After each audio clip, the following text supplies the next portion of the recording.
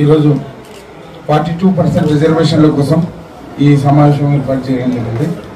ఇంతకుముందు చట్టబద్ధంగా రాష్ట్ర ముఖ్యమంత్రి గారు 42% రిజర్వేషన్స్ కల్పిస్తామని చెప్పేసి నిన్న కేబినెట్ మీటింగ్ పెట్టేసి డైరెక్ట్ పార్టీ పరంగా 42% రిజర్వేషన్స్ అని చెప్పేసి ముందుకెళ్లాలని చూస్తున్నారు. ఇన్ని రోజులు మేము ఏదో ఆయన మంచి ఉద్దేశంతో ఏదైనా 42% బీసీల కోసం అని చెప్పేసి కొంతవరకు ఓపిక పట్టాము. ఇప్పుడు మేము ఈ సీఎం గారికి మరియు కాంగ్రెస్ ప్రభుత్వానికి హెచ్చరిస్తా ఉన్నాం. భారత రాజ్యాంగం పట్టుకొని రాహుల్ గాంధీ కన్యాకుమారి నుంచి కాశ్మీర్ వరకు తిరిగిండు ఆయన. మరి రాజ్యాంగంలో ఏముందో ఆయనకు తెలియదా? ఈ ముఖ్యమంత్రి కూడా ఆయనకు పోయి చిన్న ప్రతి విషయానికి హైకమాండ్ దగ్గర పోయి ఏదో మినిస్టర్స్ చిన్న చిన్న పోస్టుల కోసం తిరుగుతాడు. మరి ఆయన రాహుల్ గాంధీతో చర్చించి రాజ్యాంగబద్ధంగా మాకు చట్టబద్ధత కల్పించాలి, కానీ రాజ్యాంగం పట్టుకుని కన్యాకుమారి నుంచి కాశ్మీర్ వరకు తిరిగితే దాంట్లో ఏముందో తెలియదా?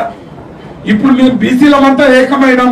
మాకు రాజ్యాంగబద్ధంగా రాజ్యాంగంలో జనాభా లెక్కల ప్రకారం సవరణ చేసి మాకు చట్టబద్ధత కల్పించి మా వాటా మాకు కావాలి.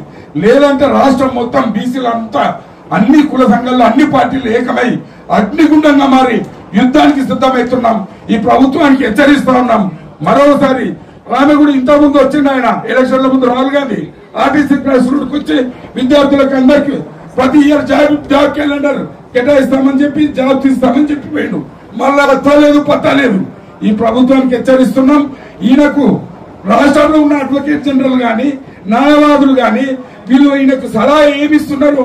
అసలు మనకి ఇప్పుడు చూస్తే మొత్తానికి మోసం చేసేటట్లు ఏదో మన మీద మనకు 42% పార్టీ పరంగా అంటే అది మనకు చెల్లదు. మరి అడ్వకేట్ జనరల్ తెలదా? రాజ్యాంగం లేకున్నది.